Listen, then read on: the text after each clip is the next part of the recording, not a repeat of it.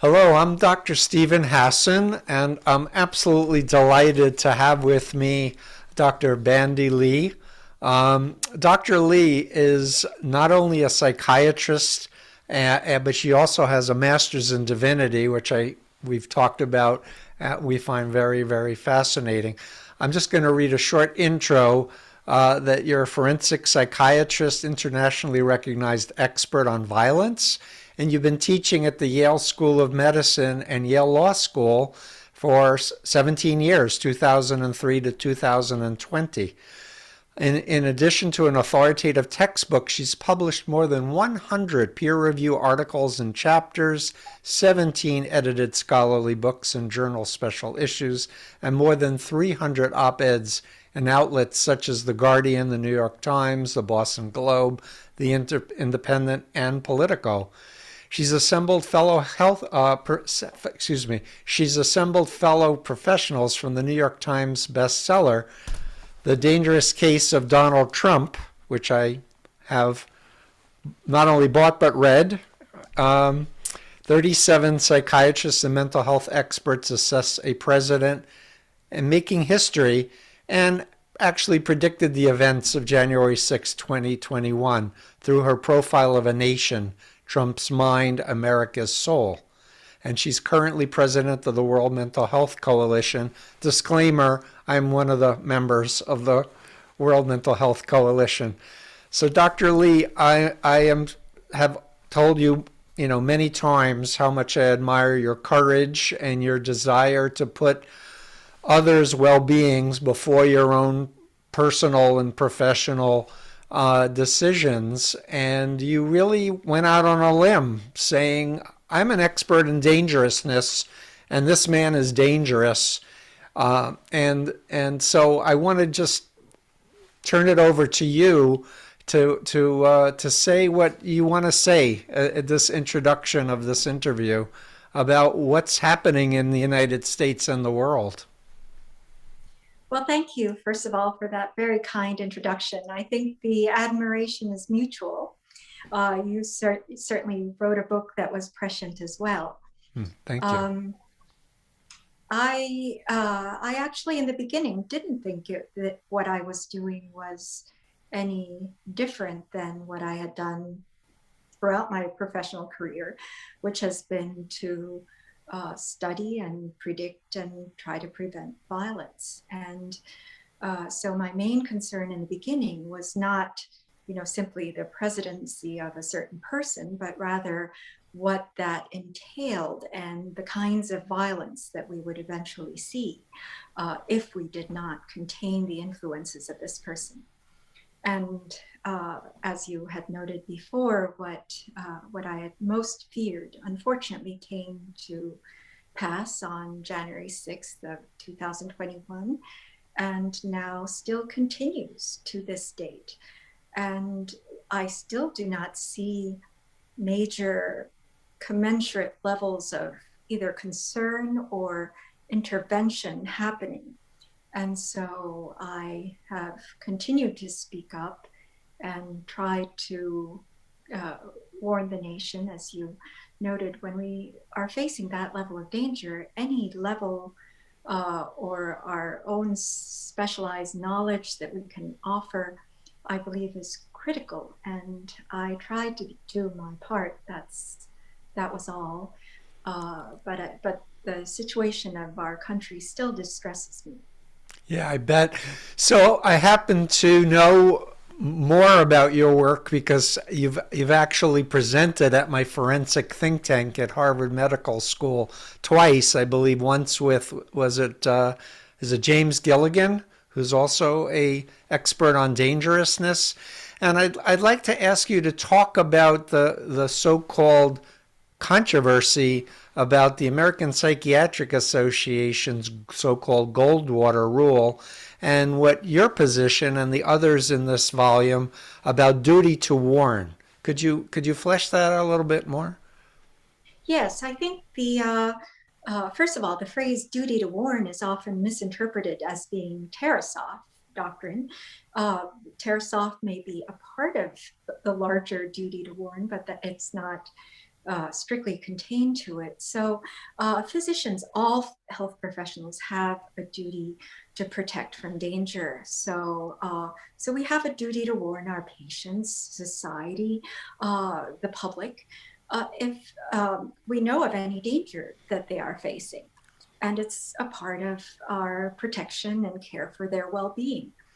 Um, there is a thing called the Goldwater Rule under the American Psychiatric Association. And I might note that the American Psychiatric Association is the only mental health association that has this rule. And the reason why it's not been adopted by other associations is because it was really unnecessary. It's a matter of fact that we do not diagnose people we haven't examined and gotten their consent to speak about them. You know, diagnosis is a private affair. It's based on a personal examination of someone who's being treated. But when it comes to a public figure, it doesn't, you know, we're not really treating them. So it's a matter of fact that we wouldn't diagnose them. And I have never diagnosed Donald Trump or anyone else. I had warned against the dangers to the public, dangers to society, which is my first responsibility, just like patients are. It says in the preamble of the American Psychiatric Association itself that we have a responsibility to patients as well as to society.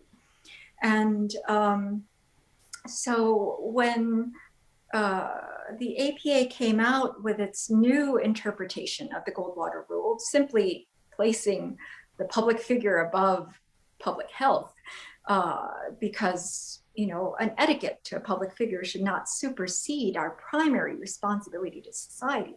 But they actually, in my view, they contorted it to suit their own advantage. And as a result, they successfully truncated burgeoning conversation. In fact, we had raised the topic of Donald Trump's dangerousness to the #1 topic of national conversation at that time.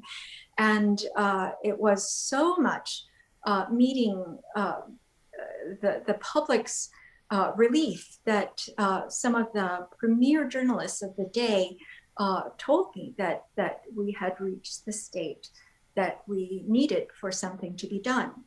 But that was exactly when the APA intervened and spread through public campaigns to state that what we were doing was unethical and that they did not agree, which is strange because ethical complaints are usually done in private and it's done within the association. It's an agreement between just within the trade association itself to keep with certain rules. It's not the law. It's not even accepted by licensing boards because it conflicts with the First Amendment.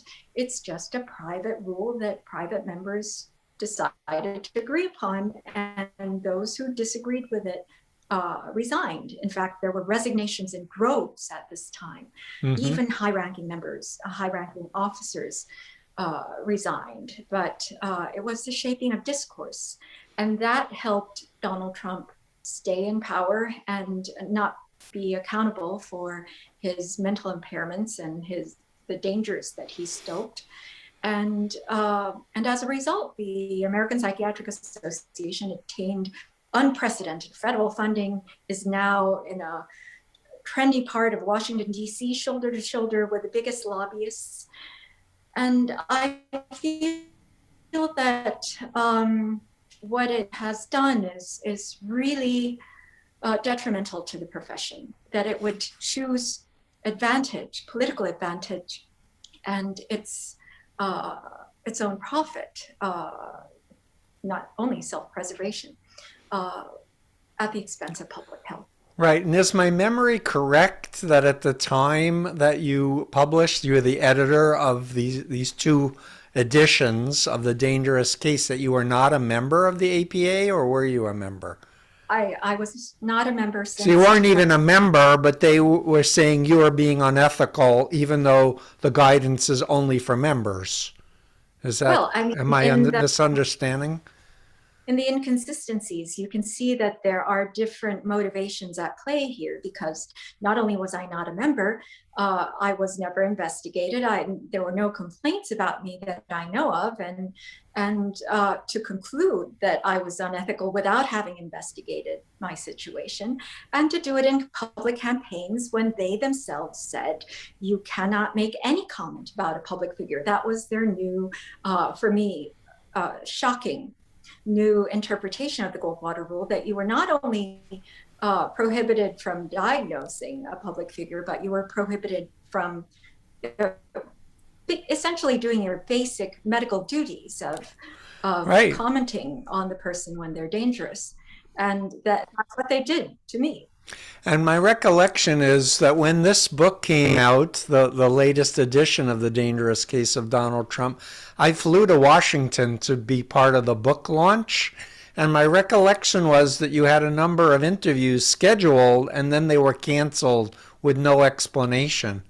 And even though this was a New York Times bestseller and so many people gave glowing, recommendations, of the importance of the book. Talk about, because I've experienced censorship in the media, because I wrote The Cult of Trump, and it was like, ooh, you're being political, Steve. And I'm like, no, I'm a cult expert. He just happens to have the stereotypical profile of a cult leader, which is malignant narcissist in terms of qualities. And how do I know that?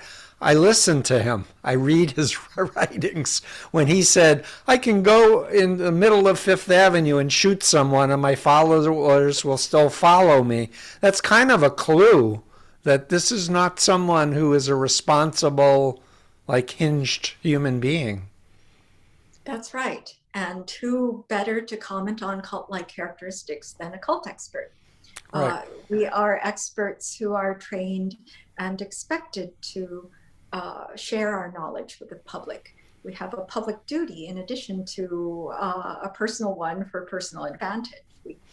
The status of an expert is so that we could be of service, not Exactly. So you have explicit direct experience working with gangs, with prison populations, and I've heard you speak previously where you say, I don't need to sit in a room to diagnose if somebody is potentially dangerous, because I read what they write, I watch their behavior, and we know what the danger signs are. Can you share some of those with our listeners? well, I am, after all, a violence expert, and violence actually is not determined by a personal interview. In fact, when we tried to do that, the clinician assessments were as bad, almost as bad as random selection. Really? I didn't know that. That's fascinating. Say more, please. Well, I mean, numerous studies have been done to show that personal assessment is unreliable in terms of assessing dangerousness, and what is more useful is actuarial data, and even more useful is past observations of violent behavior and how they interact with other people. And this is exactly what we had of the former president. We had a track record of decades of verbal aggression, aggressive tendencies, and also other psychological signs that would predispose to dangerousness, and behavior of observing his interaction with other people. These are data points that are much more reliable in terms of assessing dangerousness, not personal interviews, where most dangerous individuals lie and mislead and would certainly not have much insight into what's going on with them. And they're also great charmers much of the time. They can charm and beguile and mislead the interviewer. Even as a trained psychiatrist, you could be led astray. Right. So when somebody has a history of bullying or has a history of racist comments or xenophobic comments, and you know, and basically says things like, if you want to, punch them out, I'll take care of the legal bills. Like, That's right. that's kind of a clue that this is someone that shouldn't have occupied the highest office in the land. And what we often don't recognize is that violence is really a public health problem. It's not, it's notoriously difficult to correctly identify and predict in an individual because it's so rare. It's even the most violent individuals are not violent all of the time.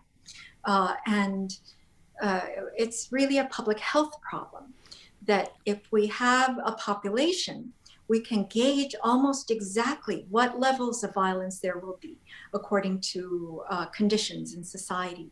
And so one of those conditions could be the rhetoric of an influential leader.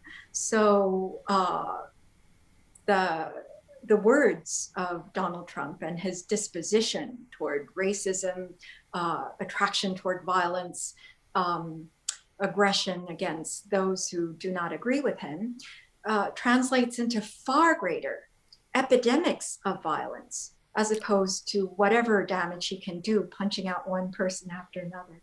Yep. And recently I heard a study that indicated that there was an estimated 22 million Americans who still believe that Trump won the 2020 election and who are now saying that violence would be justified to take back America. And so there's a whole discussion about herd psychology, the contagion effect of basically good people who may be going through stresses, the pandemic, job issues and relationship issues. And it just kind of moves them with social media to associate with other people who are instigating this kind of, be a patriot and that's what happened on January 6th of 2021, right? Yes, a lot of talk about what I had warned against. I termed it more in terms of shared psychosis that would eventually turn into mass psychosis. Shared psychosis is a general term, like narcissism. It's not really a diagnosis like shared psychotic disorder, but it describes the phenomenon when you have a mentally impaired person in an influential position. There are many symptoms that are likely to spread in the population, and it's described as a contagion effect because it's not just logical persuasion. In fact, it's driven by emotional compulsion, so that delusions, paranoia, or violence proneness spread without without being mitigated by presentation of facts or trying to be logical with these individuals. It's an emotional drive, and so this is what we see when we have a mentally impaired person in a powerful position. We see this in family settings where a patient may go untreated for a long time. We see it in gangs, in cults. It's a psychological phenomenon that happens in cults. Right. So that's what I was trying to warn against most of all. Great. So I have so many questions for you, but I want to ask your comment. There was an op-ed in the Washington Post by 3 retired generals who said that we have an extremism problem in the military. And he talked about as possible, avenues to address this, everything from taking Fox News off of the TVs of every base around the world or VA. He also talked about, a need if people's commitment isn't to their chain of command and to the authority of the Constitution, but to a former president or to a political party, could be a huge problem that could result in massive violence if this isn't addressed in the military. You want to opine on any thoughts about what the military might be able to do while not interfering with people's freedom to believe what they want to believe? Yes, I think it's important to distinguish between what is healthy opinion and life-affirming choices versus what I said earlier, symptoms that are part of that make up a disorder and are actually self-destructive as well as destructive toward others. The problem is that once we start treating these detrimental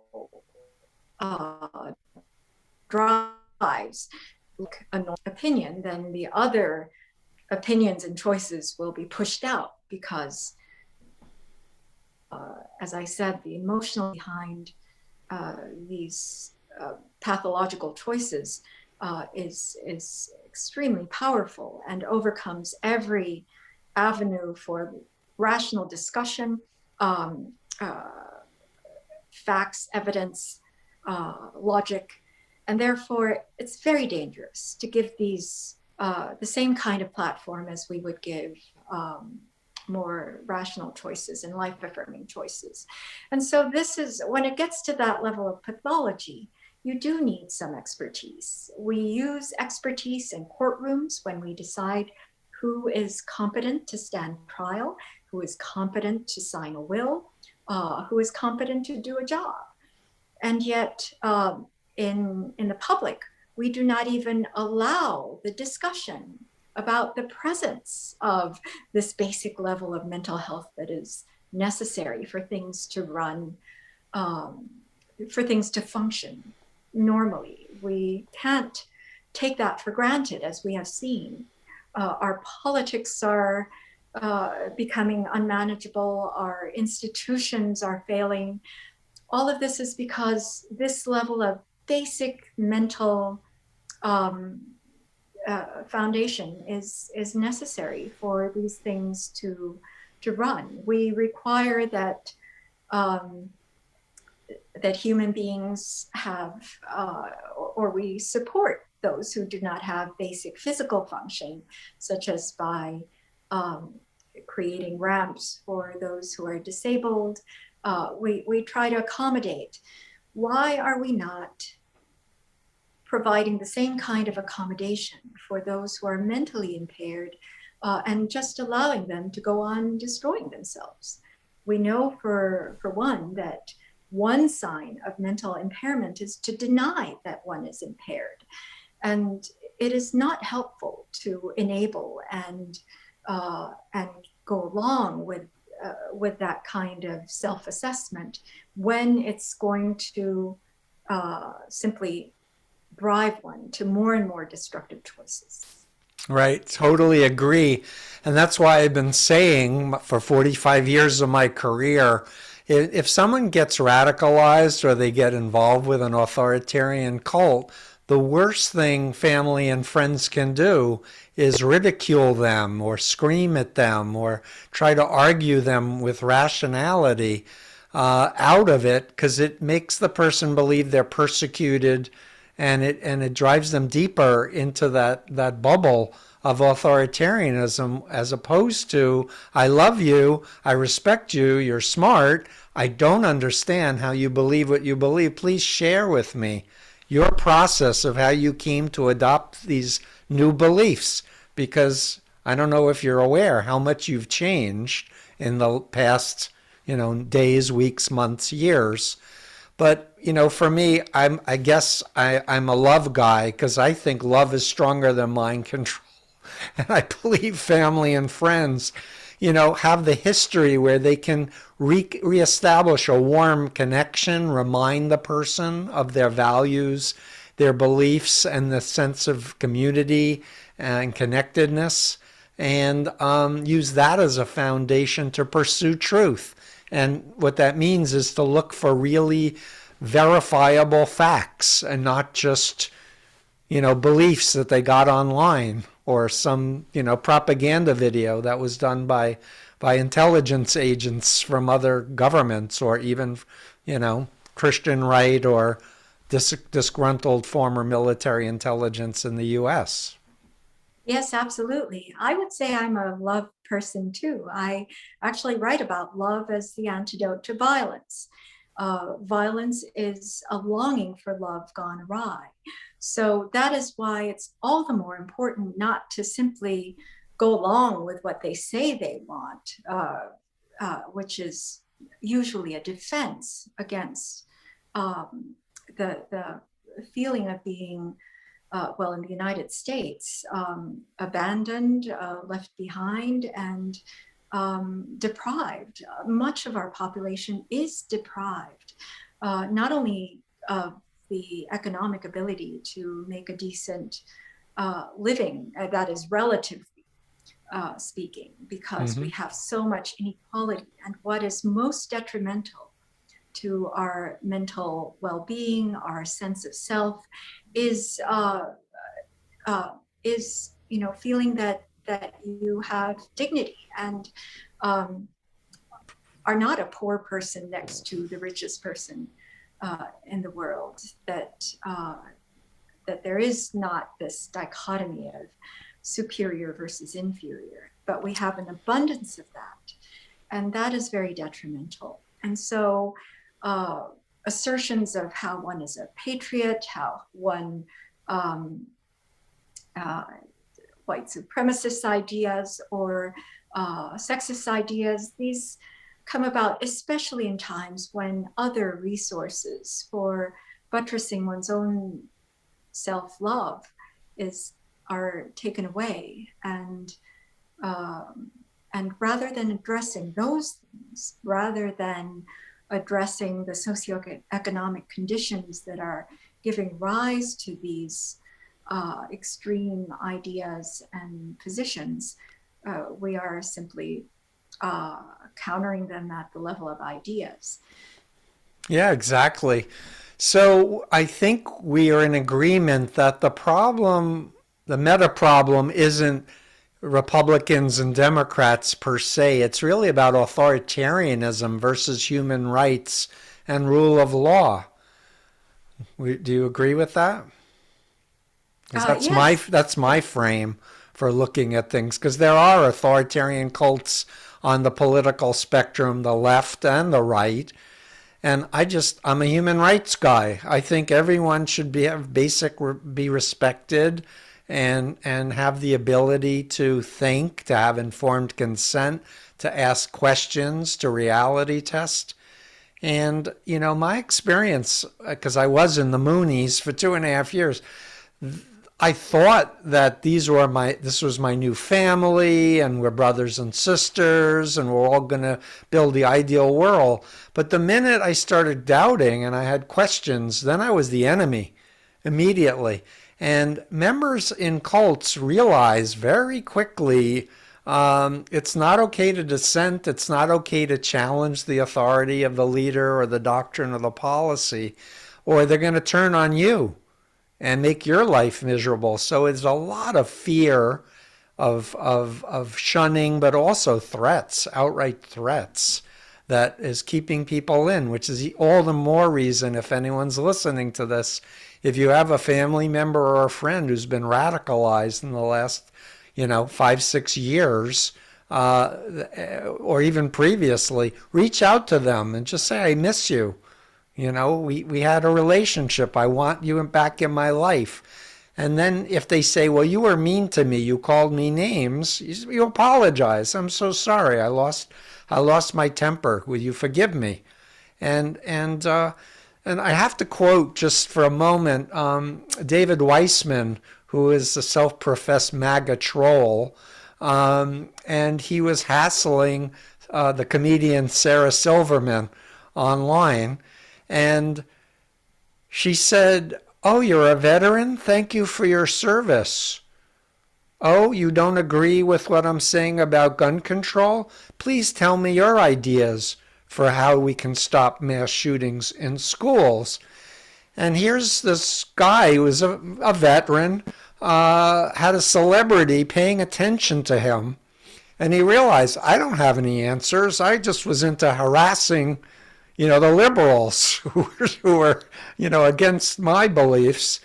And it caused him to de-radicalize. I mean, that whole chain happened because somebody actually paid attention, asked, thanked him, acknowledged him, and asked him his ideas.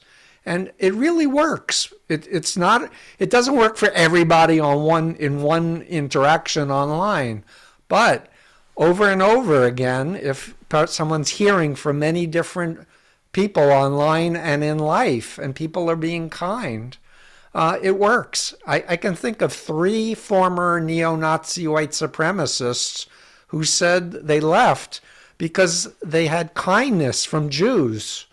Like, one worked for a Jewish employer who saw him hungry. Everyone was having lunch, and he gave him half a sandwich. And it created dissonance in his mind. He's being nicer to me than the guys in my white supremacist group that I started. And it started him on his journey out. Now he's helping to de-radicalize people. Yes, that's my approach too. That's why I try never to miss an opportunity to converse with a Trump supporter. Yeah, and please continue. People ask me what is the method of approaching such individuals, I usually say, extend your humanity, treat them like human beings, give them a place to return to if they were to give up their radical ideas. And yeah, it works too, because I know when I was in the Moonies and I was out in the middle of the summer fundraising, carrying a heavy box of whatever it was, candles or candy, somebody said, "You look hot and thirsty. Can I buy you a drink?" And this was Satan's world. I was trained to distrust it, and I was thirsty. I accepted it, and I accepted the drink. And then he said, "Well, by the way, when was the last time you talked with your family? When was the last time you talked with your mother?" It was what he said. And I said, "Oh, it's been actually a few months." He said, "Come on, let's go. I'll pay for the call." And it was back when you put, I think, dimes in a payphone. But then I called my mother, and it was what I call a mini intervention. I don't know this person's name, but it stuck with me. It was just one seed that helped me eventually get out. So anyway, I want to move on because I know that I've heard you speak about the lack of mental health professionals on mainstream TV and mainstream media giving practical advice to people how to manage through a pandemic, much less all the political stuff. Can you talk about what your thoughts of why this isn't happening and what should happen? Well, I think it went back to the American Psychiatric Association's intervention, because when it first came out and did this huge public campaign of misinformation, actually, and then the New York Times picked up their message. Actually, I think they contacted the New York Times and they decided to be their mouthpiece. And then once the New York Times was speaking like the APA, all networks and newspapers gradually took up policies not to have on mental health experts to speak about issues of mental health. So prior to their intervention, it was incredibly open. I was amazed at how little stigma there was. And I thought that might have been because of the decades of movements within mental health to bring it to parity with the rest of health, and that mental health problems are no more unscientific or nebulous or less serious than other health problems. In fact, there's no scientific support of that. And yet, the American Psychiatric Association chose to make it the exclusive field where experts could not speak about it. We don't say that of lawyers when they come out and comment on national affairs. We don't say, Right. you haven't represented the president and gotten consent to talk about his legal case. I mean, that would be even harder to talk about. No, they're commenting, they're sharing their knowledge. Sure. The comment on national affairs, and the same is required of health professionals. And yet this strange prohibition has settled in, and it's really been astonishing. I've been invited to over 70 network and cable programs where I was canceled at last minute. 70. Is that what you just said? More than 70, 70. yeah, count. Wow. That's amazing. That's terrible. Yes, I would prepare, and the car would be ordered, and then at last minute, someone from the superior level, a memo would come down, I suppose, and then cancel it. The reason why I think that is the case is because a couple times when I was just suddenly invited because a commentator an hour before mentioned my name, and they called me up to see if I could be on later that day, those would be the only times I was not canceled. And prominent psychiatrists, the most legendary names in the world, if in the nation, if not the world, have submitted op-eds to the New York Times, the Washington Post. I know of about 200 of them, and all of them have been rejected. I was accepted by the New York Times twice, and the chief editor simply could not get my articles published. There are numerous other examples. I would be a feature article in equivalent of the New York Times. I was told of different areas, and then they would travel to me with professional photographers and would even plan for a cover story. And I would tell them, are you sure this will be published? Because I fear it will be canceled. But they would be so sure it would be published.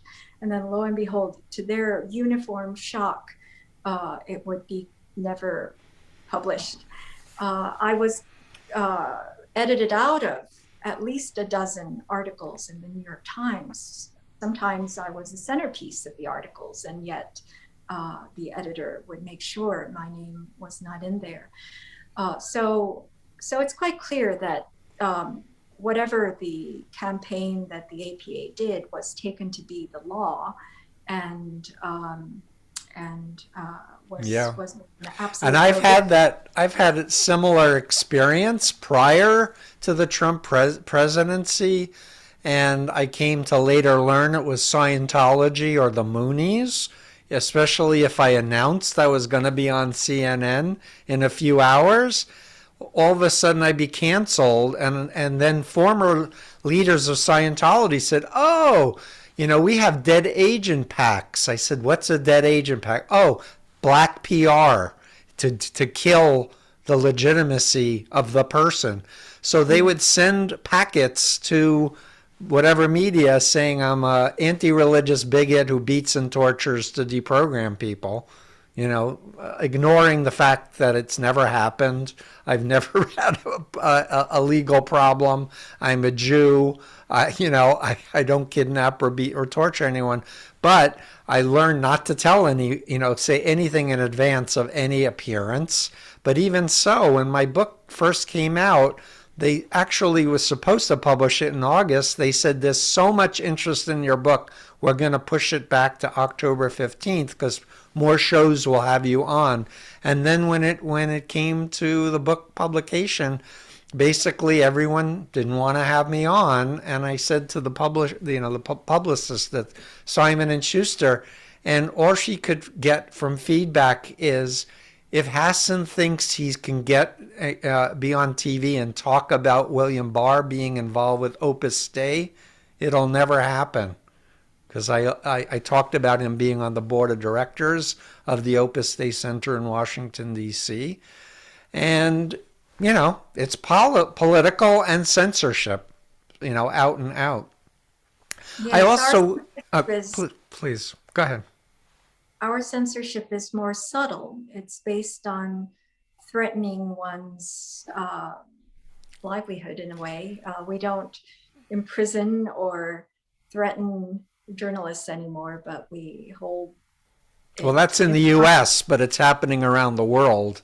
A lot of independent journalists have been harassed, arrested, some killed, That's for right. wanting to tell the truth. And we need verifiable, independent investigations to have a check on power, so that criminal behavior that's taking advantage of people, or financial improprieties, we need to have a strong independent press. I'd also like to quickly just comment on what I learned when I was researching my book. It's called Fourth Generation Warfare, which is a psychological warfare concept that was first expounded in writing in the 80s by William Lind, who was an American military man. And it's not propaganda and psychological warfare to convince the other side to believe what you believe. It's literally attacking experts, institutions, the notion of truth, the notion of science, in order to confuse people and make them more helpless and to kind of surrender their power. And I think that's what was happening to you and me. That, this, we're experts, and, we're a threat to authoritarians who want to harm people. Well, what is authoritarianism but taking away authority from those who actually have the knowledge or the facts, and taking control through Yeah, bullying or coercion? It's a yeah. form of violence. Yeah, exactly. So if someone from the administration is listening to you, I'm curious if you have any structural suggestions, for example, creating a cabinet level position for mental health in the United States, not just looking to the Surgeon General, or other policy changes that might, decrease the polarization and bring us more together as a country and a world, that we're all linked together. Yes, I think definitely if we had more focus on mental health uh, all across the board, with creating positions with power and funding, um, that's urgently needed. I often call what's happening now a mental health pandemic, just like the viral pandemic. If we exclude experts and don't do what the science says, a pandemic is exponential. The consequences of missteps, misinformation, the lack of expertise is deadly and keeps increasing over time. And the same with the mental health pandemic. In my view, the mental health pandemic precedes the viral pandemic. Most of the casualties of the viral pandemic are because of the mental health pandemic. And we have not even heard from experts on it, let alone give Yeah, and I've made that parallel too. That implement I'm the sorry. appropriate. Yeah, I apologize for speaking. Yeah, I've made that connection too, that mind control, or brainwashing, or thought reform, or coercive control is like a virus of the mind. And I've seen people in Scientology, for example, leave, never get counseling, and then they start a splinter group using some of what they learned in Scientology. And we have these variants of Scientology, or any cult, really. And I've seen it just exponentially expand. What I'd like to ask you next, if I may, is there's been a major change since the internet and computers got so sophisticated in the last few decades. Um, Please opine about people spending so much time online and the fact that platforms are deliberately manipulating people's attention and actually feeding, a radicalization effect.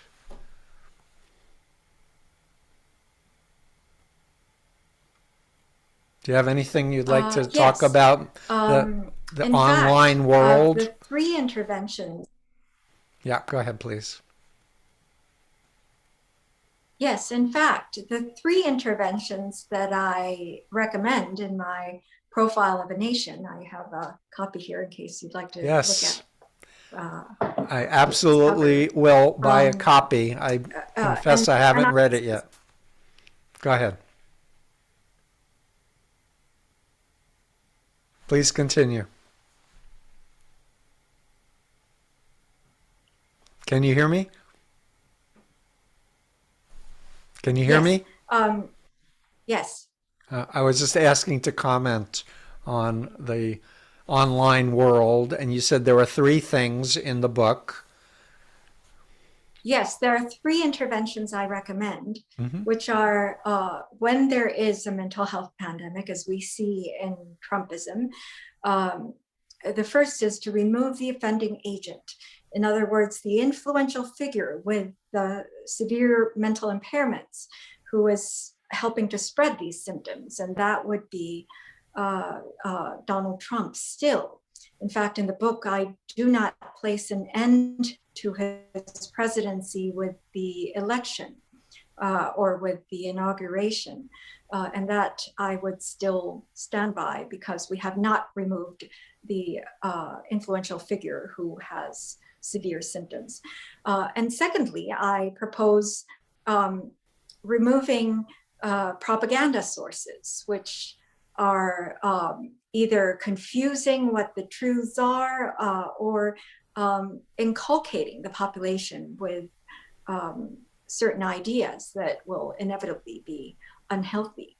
And that includes media that presents falsehood as news, or social media that have algorithms that allow disinformation to go viral in ways that are unmatchable by truths and logic and evidence. So that would be another one. And finally, to fix the socioeconomic conditions that give rise to this kind of vulnerability in the first place. When we have drastic economic inequalities, worsening inequalities, and now going as far as profiteering off of the pandemic or exploitation and corruption, then there will be huge portions of the public who will be affected in their mental health. We don't think of this as being connected with mental health, but of course our health deteriorates, our mental health deteriorates, and we become vulnerable to the kind of authoritarian abuse that we are seeing today. Great. So, in other words, deplatforming Trump from Twitter was important, and I totally agree, as well as ferreting out other known propagandists. Like, I think there were 10 or 12 anti vax people on Facebook who are responsible for 90% of the disinformation, most of them making millions of dollars off of profiteering on that. But also there are bots there, and there are AI devices, state run and private ones, that are trying to push global climate crisis as a hoax, as it's pushing the vaccine's effectiveness, as that COVID was a hoax and that the vaccine effectiveness is actually deleterious. Yes, that's right. Yes. So we're going to wrap up shortly, but I'm wondering if you have any other last thoughts that I may have not asked you to comment on.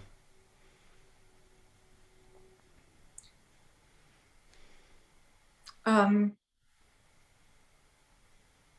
yes, I think it's important for mental health professionals ourselves to uh, reach out to other disciplines and to educate about the phenomena we are seeing, and um, share the knowledge that we have. And uh, the World Mental Health Coalition has continued to try to do that in every domain, including international affairs, um, the military, climate change, racism, economic inequality.